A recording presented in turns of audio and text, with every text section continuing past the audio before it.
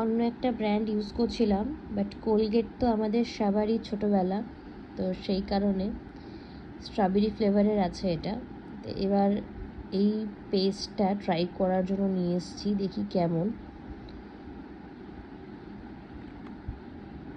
খুবই কিউট এটার প্যাকেজিংটা।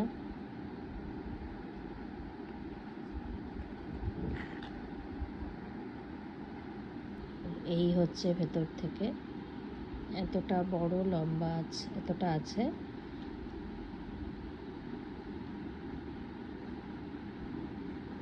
ফর্টি গ্রামসের আছে এখানে দেখাচ্ছে, টোটেক্স মিল্ক টিথ। আশা করা যায় ভালোই হবে, কারণ আমাদের ছোটোবেলা কোলগেটের সাথে খুব ওতপ্রোতভাবে জড়িয়ে। এই দেখো, কিউট সা।